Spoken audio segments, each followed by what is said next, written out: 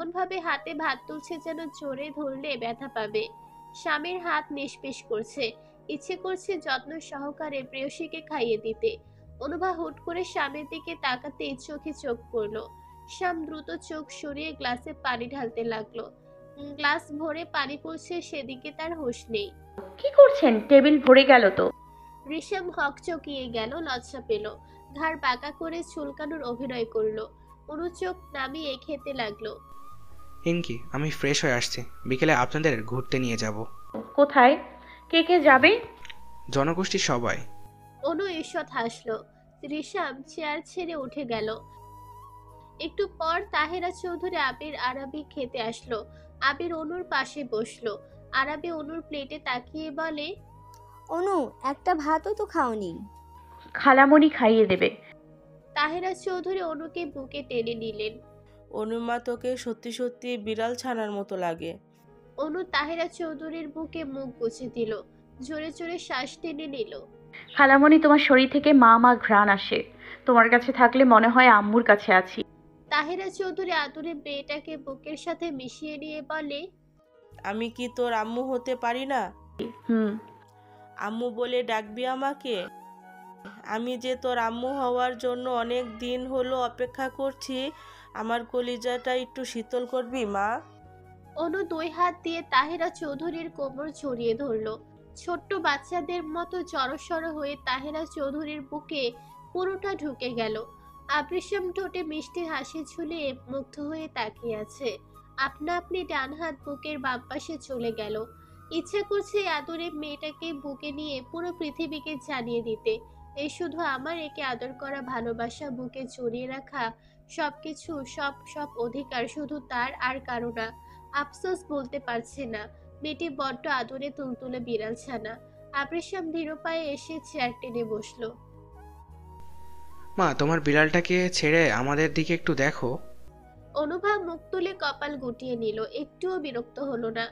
ঋষাম অনুভার hub ভাব বুঝে চোখ ছোট ছোট করে মাথা ঝাঁকিয়ে মনে মনে হাসলো। আবৃষম দের গাড়ি একটা সরোবরের সামনে সাইড করে ব্রেক করলো। তারা দুইটা গাড়ি নিয়ে এসেছে। আবৃষমের গাড়িতে অনুভার সাহির উঠেছে, কবিরের গাড়িতে বাকিরা। ঋষাম গাড়ি থেকে নেমে অনুভাকে নামতে বলল। অনুভা থামতে গিয়ে বিপত্তি ঘটলো। গাড়ি থেকে মাথা বের করতে পেছন থেকে সাহির জামা টান দিয়ে ছেদ সহ জামার কিছু অংশ ছিঁড়ে গেল। ফেরফের আওয়াজে হৃদয় গুটিয়ে নিল ঋষাম।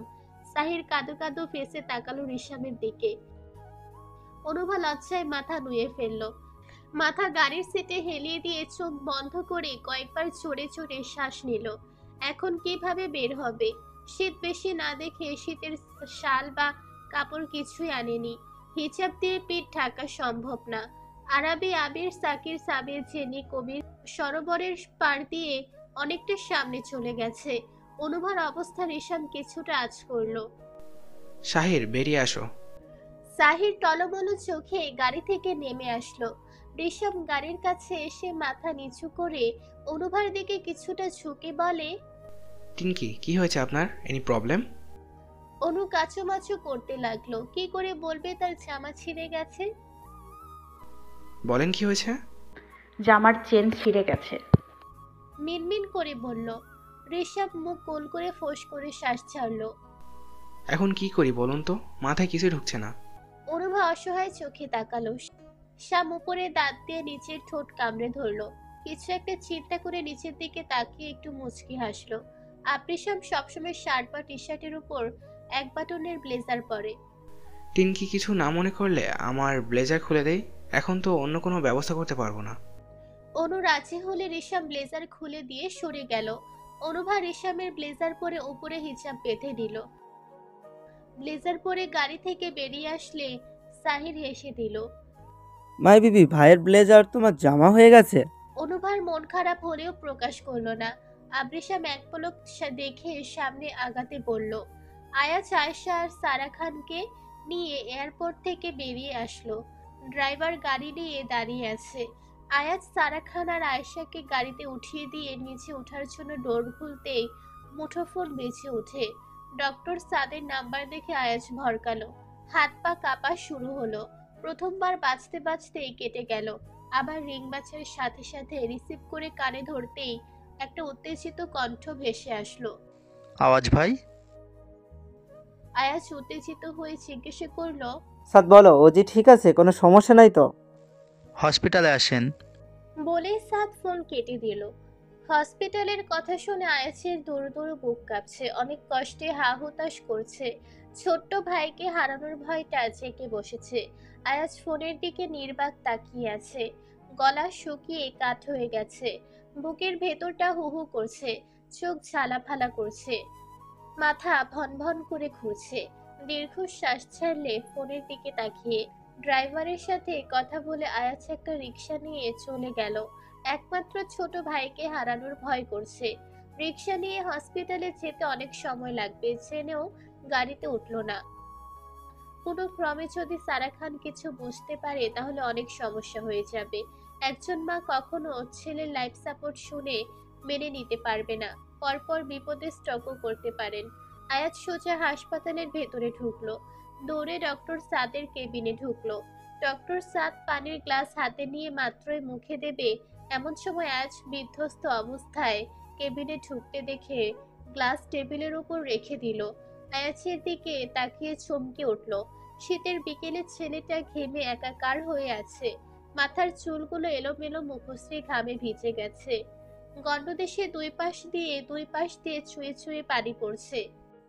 সাদ, অজি অজি কোথায়? ও ঠিক আছে? আবার কলিজার কিছু হয়নি তো? কোথায় আছে আমার ভাইটা? উত্তেজিত কণ্ঠে জিজ্ঞাসা করলো। সাত আয়াছের দুই বাহু ধরে চেয়ারে বসিয়ে দিল।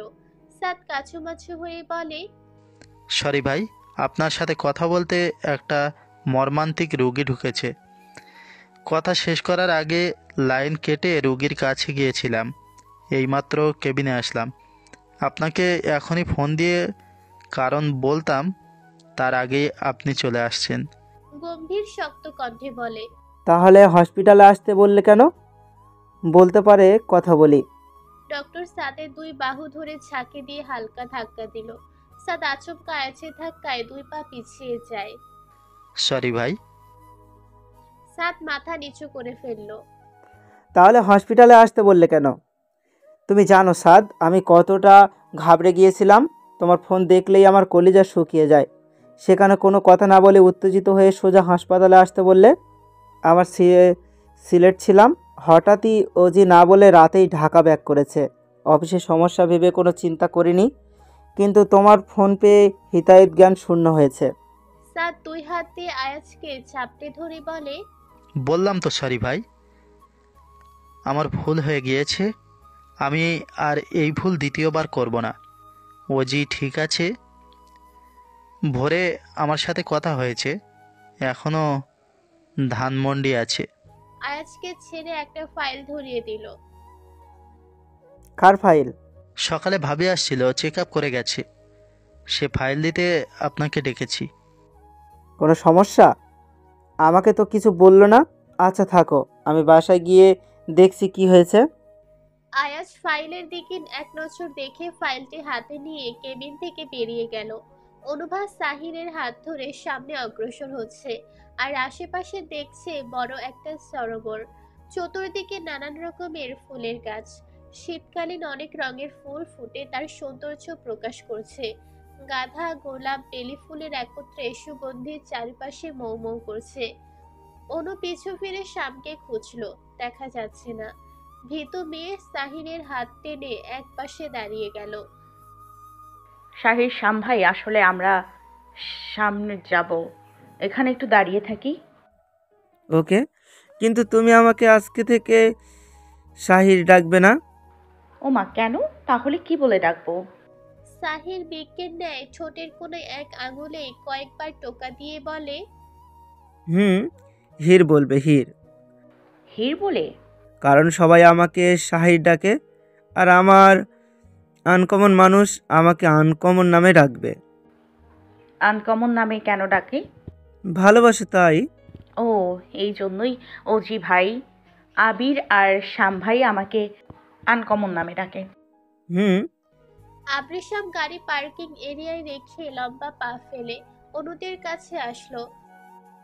অনুভা শ্যামকে দেখে হাঁটা ধরলো। সাহির একটু পরপর খুশিতে লাফিয়ে ওঠে।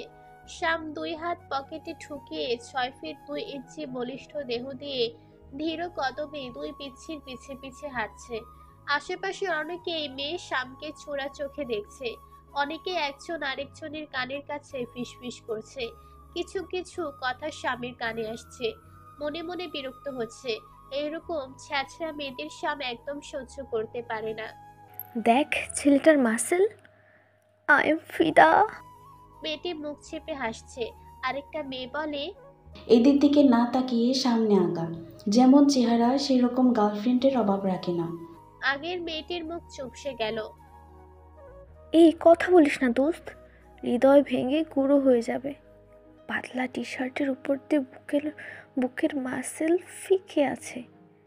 এমন বডি আমার নজরে কখনো পড়েনি রে বন্ধু, একটু সেটিং করিয়ে দে। শ্যাম শুনেও না শোনার ভান করে আপন ও মনে অনুর পিছু হেঁটে যাচ্ছে। আর মনে মনে বলছে, যার জন্য তৈরি করলাম সেও ফিরে তাকায় না, যার খাবার সে দেখেও দেখছে না। আশেপাশে কাক শকুনগুলো ঠিকই নজর দিচ্ছে। পচা কপাল আমার। ইচ্ছে করছে পিচ্ছি চোখ দুটো খুলে বুকের সাথে আটকে রাখি, যাতে নজরে একটু পড়ে। অনু হঠাৎ থেমে গেল। ঘাড় ঘুরিয়ে স্বামীর দিকে তাকিয়ে বলে, শ্যাম ভাই, সরোবরে পা ভেজাবো, প্লিজ না করবে না, আমার অনেক দিনের ইচ্ছা। অনুভার আচানক ডাকে শ্যাম একটু হকচকিয়ে গেল, কিন্তু অনুভাকে বুঝতে দিল না। শ্যাম সরোবরের দিকে তাকিয়ে দেখে পার ঢালু হয়ে নিচে নেমে গেছে। নামতে রিস্ক আছে, একটু এদিক সেদিক হলেই গড়িয়ে পড়ার সম্ভাবনা বেশি। প্রিয়তমার ইচ্ছা তো পূরণ করতে হবে। মায়াবতীর ইচ্ছে পূরণ করতে এরকম কেন? এর থেকে 1000 গুণ বেশি রিস্ক দিতে প্রস্তুত সে। সরোবর বেশি পানি নেই। শীতকালীন পানির জোয়ার না থাকায় পানি তলা নিতে এতে একটু সুবিধা হলো। চলুন, কিন্তু খুব সাবধানে নামতে হবে। অনুভা খুশি হয়ে গেল। যাবো? সাইডের হাত শক্ত করে ধরতে হবে। অনু আগে আগে নামছে, পিছে রেশম সাহিরের হাত ধরে নামছে। অনুভা হালকা লাফিয়ে লাফিয়ে অগ্রসর হচ্ছে দেখে সাহিরকে বলে অনুভার হাত ধরলো। অনু পিছু ফিরলে শ্যাম ইশারায় আগাতে বলে। অনুভা নিচে নেমে 2 গালে হাত দিয়ে বলে, মাশাআল্লাহ শ্যাম ভাই, আপনাকে অনেক অনেক ধন্যবাদ এত সুন্দর জায়গায় আনার জন্য। আপনি খুশি তো? অনেক। এত সুন্দর সরোবর আমি কখনোই দেখিনি। শ্যাম মনে মনে হাসলো। পা ভেজাবো?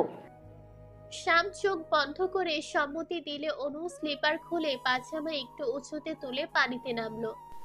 দূরে যাবেন না, আমি আসছি। না আসা পর্যন্ত এক পাও নড়বে না। পাথর পিচ্ছিল, পড়ে যাওয়ার সম্ভাবনা আছে। আবৃশাম এক প্রকার দৌড়ে উঠে অদৃশ্য হয়ে গেল। সরোবর বসার জন্য ছোট বড় অনেক পাথর বসানো।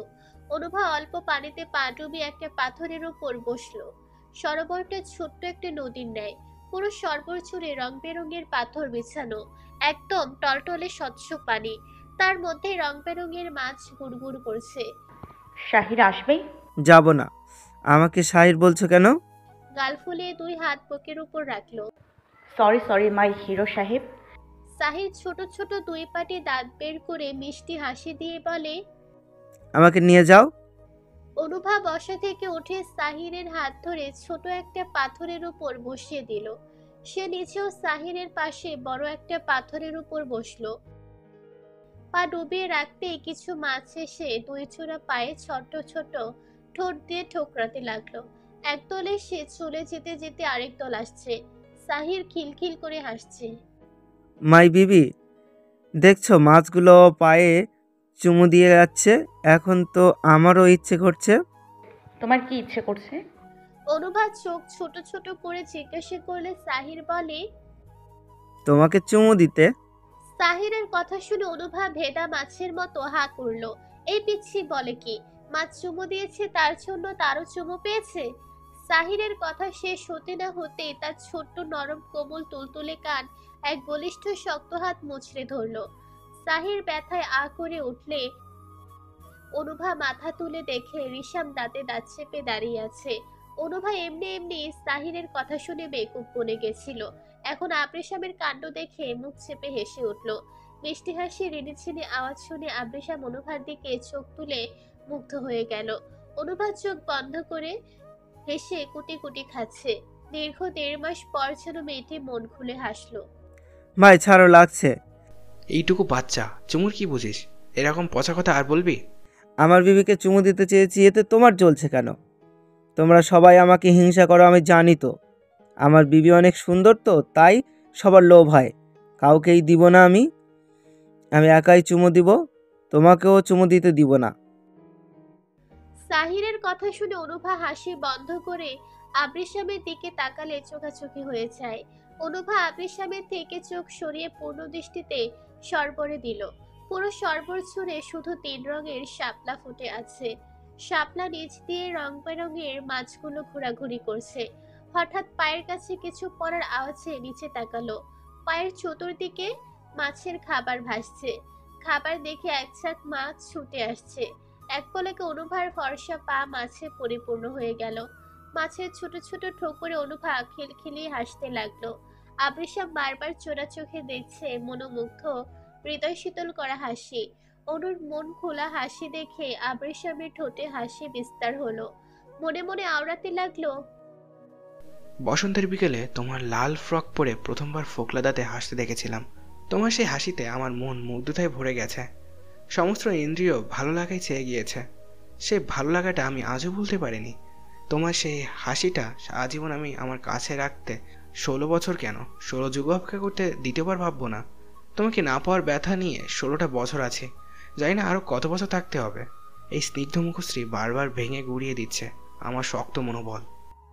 ভাই দেখছো মাছগুলো কত দুষ্টু, আমার বিবিকে চুমু দিচ্ছে। সাহিরের কথায় রেশামের সম্বিত ফিরল। চোখ বন্ধ করে মুচকি হেসে উঠল।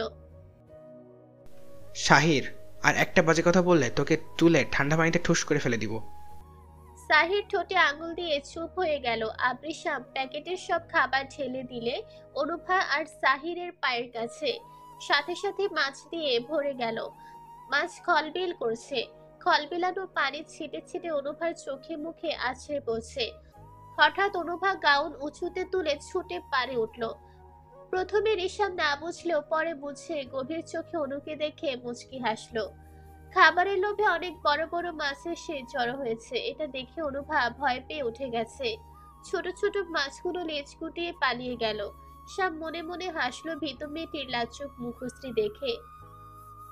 সাহিরের হাত ধরে উঠে গেল অনুর পিছু পিছু। আরবিরা সবাই হাঁটতে হাঁটতে বাগানে ঢুকলো। চেনি বারবার পিছু ঘুরে উসখুস করছে। আরও রিশাম ভাই আসছে না কেন? আরবি চোখ মুখ কুঁচকে চেনির দিকে তাকিয়ে বলে, আমি জানি তোর ভাইয়ের এত টান কেন রে। ওই আরবি, ভাব মারবি না। তোরা এই পিচ্চিকে নিয়ে এত মাতামাতি করিস কেন? এমনভাবে তোরা মেয়েটিকে ট্রিট করিস যেন ও ছাড়া পৃথিবী শূন্য। রিশাম ভাই এসেও অনুভার বডিগার্ড হয়ে গেছে। তুই অনুকে হিংসা করিস কেন? সৌন্দর্য দেখে নাকি ওর প্রতি সবার ভালোবাসা দেখে? বডিগার্ড আবার কেমন ভাষা? আরবি চেতে উঠল। অনুকে নিয়ে কেউ কিছু বললে তার সহ্য হয় না। ফুলের মতো মেয়েটিকে আরবি খুব ভালোবাসে। আরবি ইচ্ছে করে আসায় সময় অনুভাকে রিশামের গাড়িতে উঠিয়ে দিয়েছে, যাতে তার ভাই মেয়েটির সাথে সময় কাটাতে পারে। ছেনি তেলে বেগুনে চলে উঠল। ননি পুতুলের কোনো কাজ করতে হয় না তো, তাই এত সফট। যদি আমার মতো কাজ করতো ওর চেহারা কেউ চেয়েও দেখতো না। জেনি, বোকার মতো কথা বলবি না। যে নিপু, তুমি কিন্তু ক্যাটকে ছোট চোখে দেখছ। আর ও কাজ করবে কেন? ওর জন্ম হয়েছে সবার আদর খাওয়ার জন্য। দেখ না সবাই ওকে কত ভালোবাসে। ওরে ক্যাটের চামচা, তুই চুপ কর। বড়দের মুখে মুখে কথা বলবি না, বেয়াদব। আবিরের চোখ মুখ অন্ধকার হয়ে গেল। জেনি বয়সে 3-4 বছরের বড়র জন্য পাল্টা উত্তর দিতে পারল না। জেনিপু, তুমি যাই বলো না কেন, অনু একদম একটা বিড়াল ছানা। দেখলে আদুরে আদুরে লাগে। ও আমাদের পুষ্পবন্ধু। কি বলিস সাবির? তুই ঠিক বলেছিস শাকির। কিছু মানুষ আছে না, অন্যের রূপ গুণ দেখলে জলে পুড়ে মরে। সাকিরের কথা শুনে সবাই খুব খুব করে হেসে উঠল।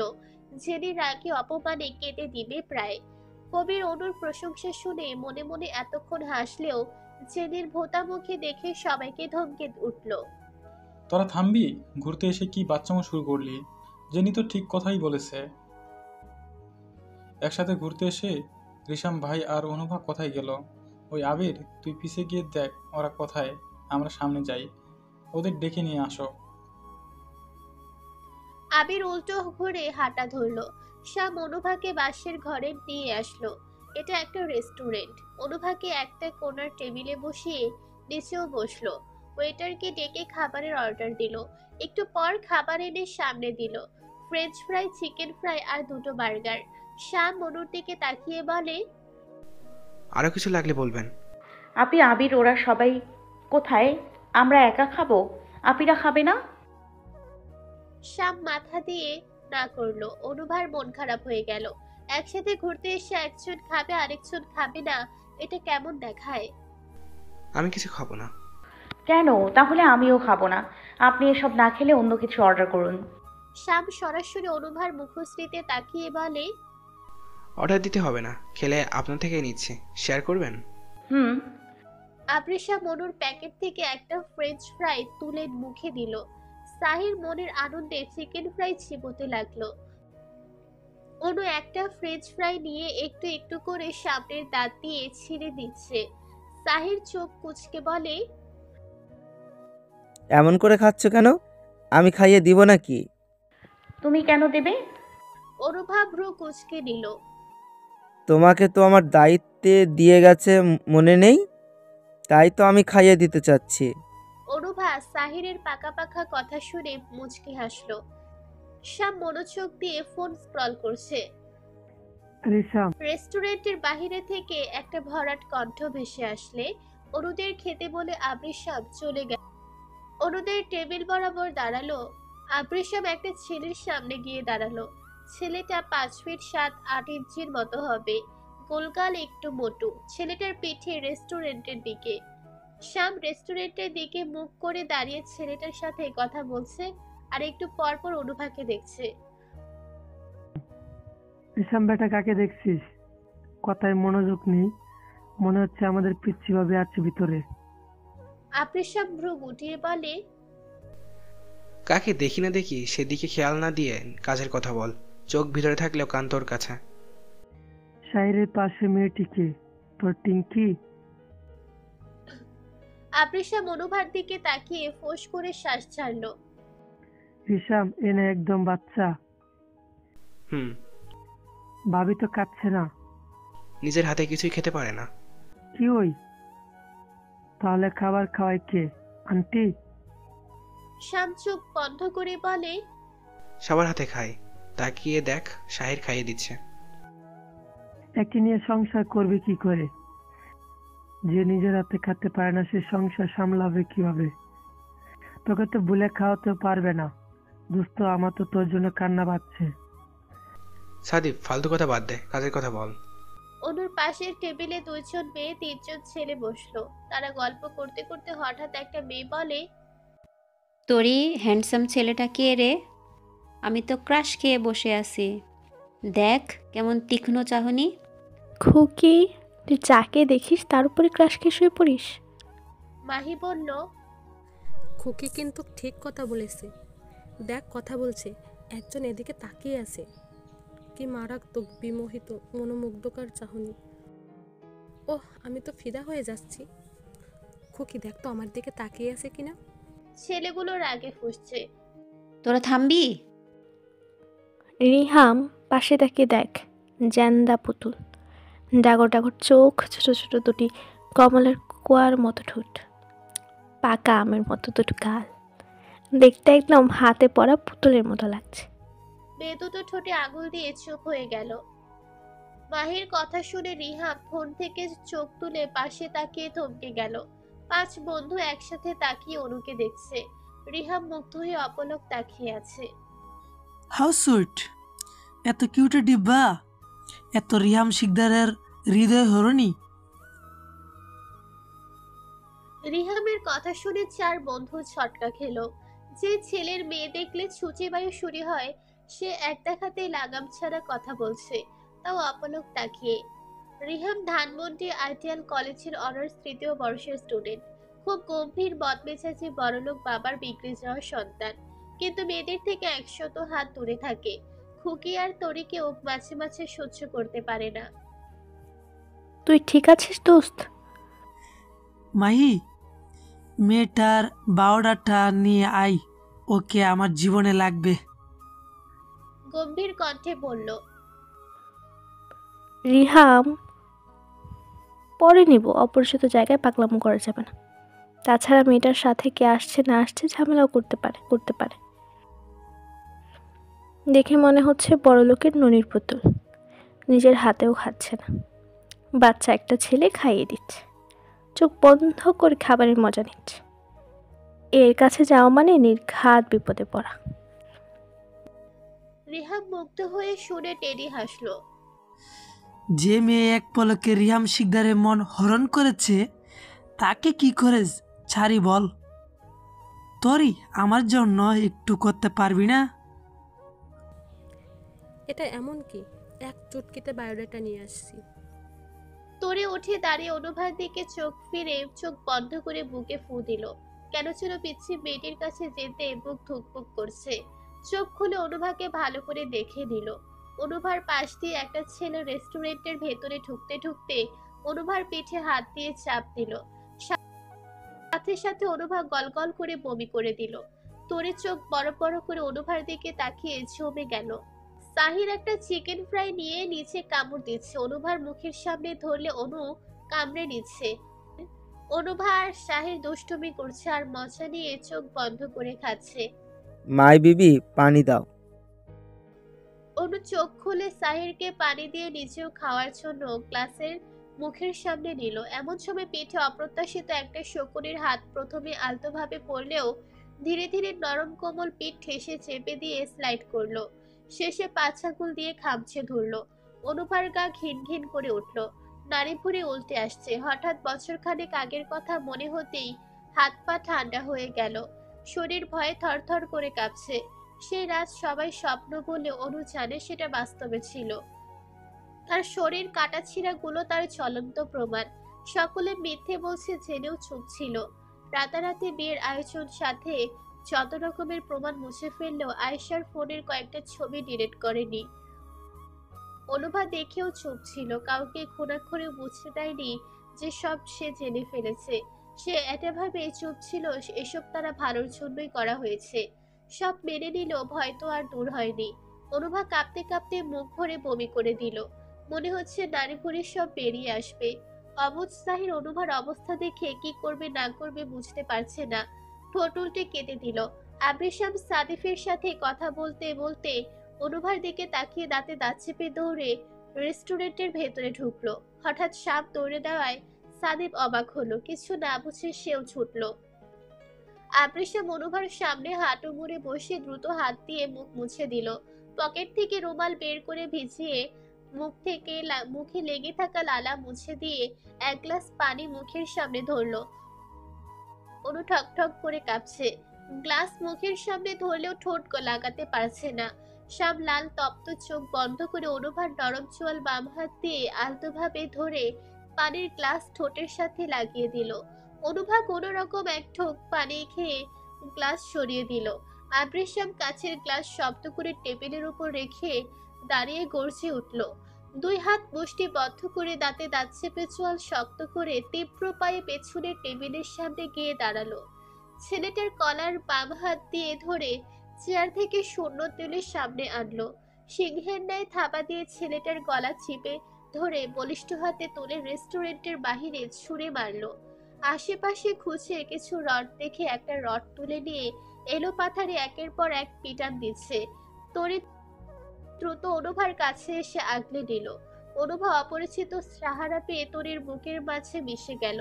তরি অনুভার কাঁপাকাঁপি দেখে বাম হাত দিয়ে পিঠে চড়িয়ে ডান হাত দিয়ে মাথা পলিয়ে দিচ্ছে।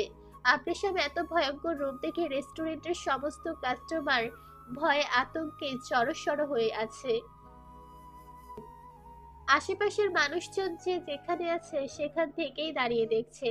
সাদিফ সামকে কিছুতেই আটকাতে পারছে না।